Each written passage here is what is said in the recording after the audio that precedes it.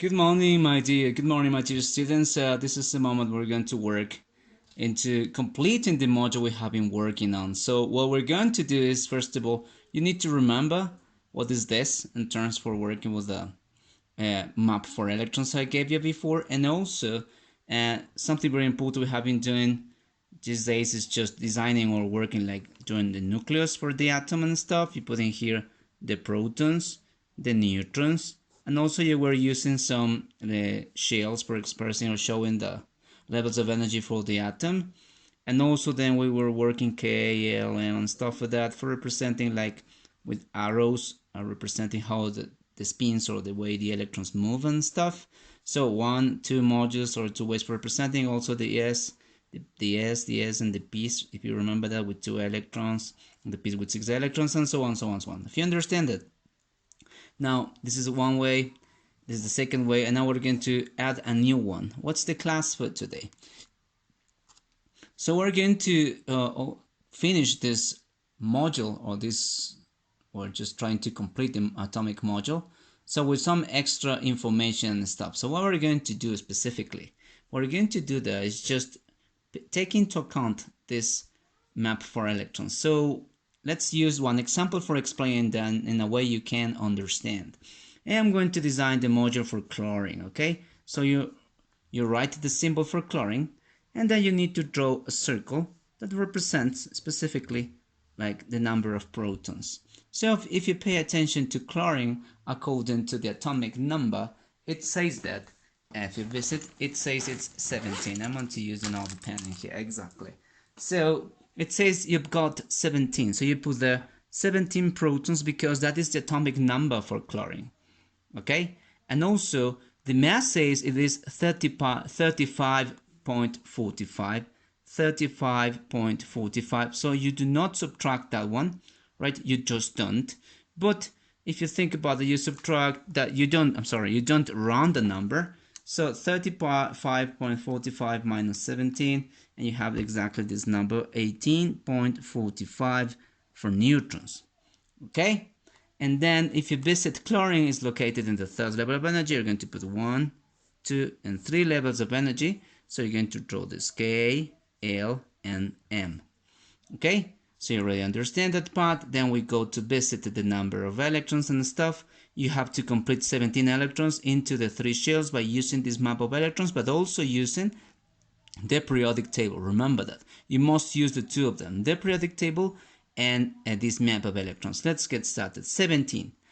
It says go fill the first level, so with 2 electrons, and then you follow the arrow, go there, and then it says go to 2s2, so you complete 2s2, and then because 2 for each sphere or sublevel, and then after the 2 you go to the P, it says fill 2p, so it's 2p6, so 6 and 2 8 and 2 10. In total I have filled 10 electrons, missing 7 from 17.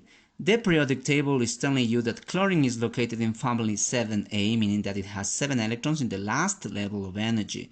So let's continue. After 2p6 you go to 3s2, 3s with 2 electrons, and then in order to complete this you have 10 plus 2, 12, you're missing 5 electrons. The only option after 3s, it says go to 3p, so you need to put 3p5. Pay attention to this part because this is the valence number. So in total you would have 2 electrons there, 8 electrons there, and 7 electrons there, and this is the number which is located in family 7a, where chlorine is in the group 17 for the periodic table. Being said that, now let's draw the other one, which is called the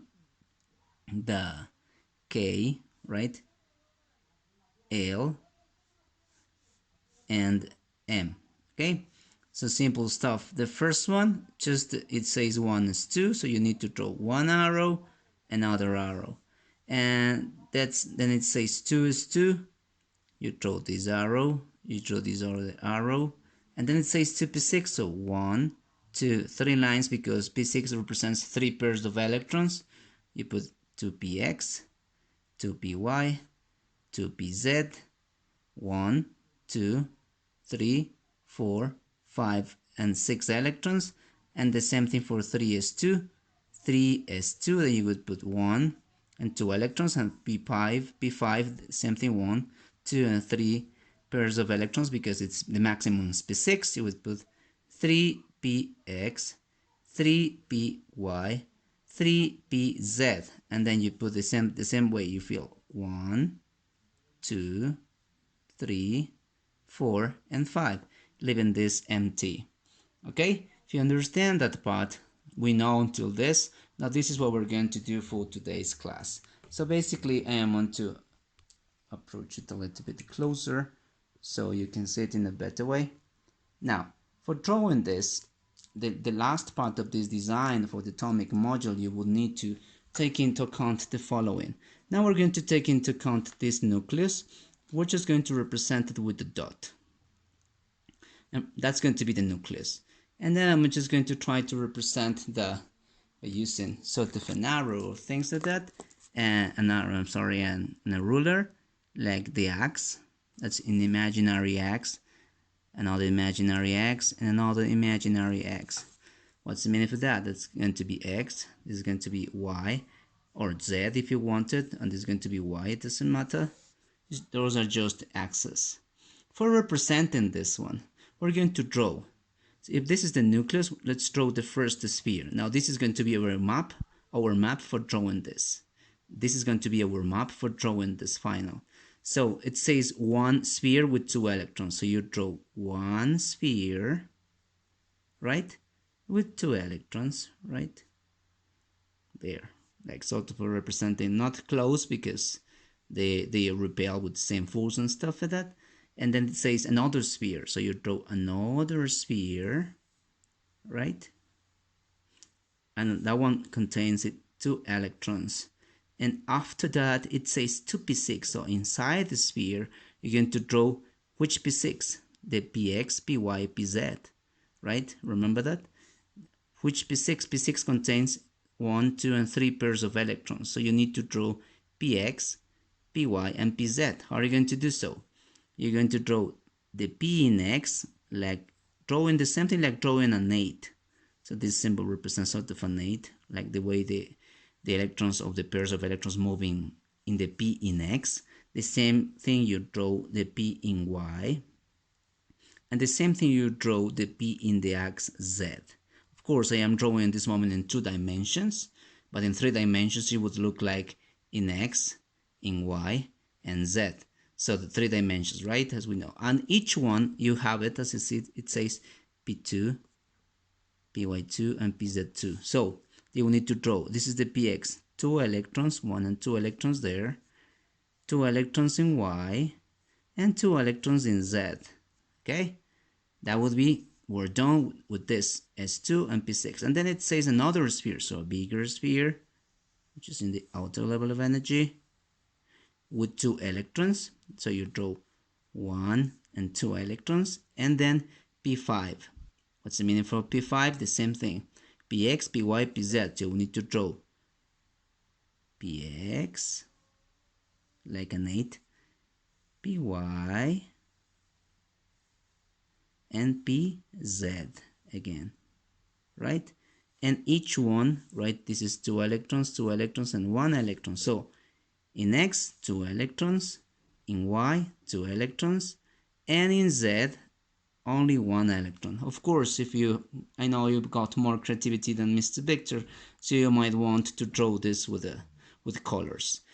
Something important for you to see, if in here, like this map, the element is bigger or stuff like that, and it contains D's and F's, the sublevels D's and F's, we're not supposed to draw in here because it would be really confusing. I am going to ask you only to draw until S and P's. It doesn't matter if the element contains D's and F's, you don't draw. If the element contains D's and F's, you will need to draw this, the Bohr's module, the S and the P's and the D's and the F's if it has, and the K element and stuff like that, and also the S, the P's, the D's, and the F's with the arrows. But for this module, you will need to only draw specifically until the P's, S and P's, that's all. Being said that, I hope you got that part. So now we have a complete module, as you can see. Bohr's module for understanding levels of energy, S, P's, right? arrows which represent the spins, and finally the final structure for explaining. So this final module, as you can see, is going to show you how the electrons in the last level of energy are behaving. For example, 2 in the s and also the p's. So all of them are moving around the nucleus, and these guys, the ones from the last level of energy, are the responsible, the ones you can blame them for the possible chemical reactions or not. Being said that was it. I hope you took your notes and things like that.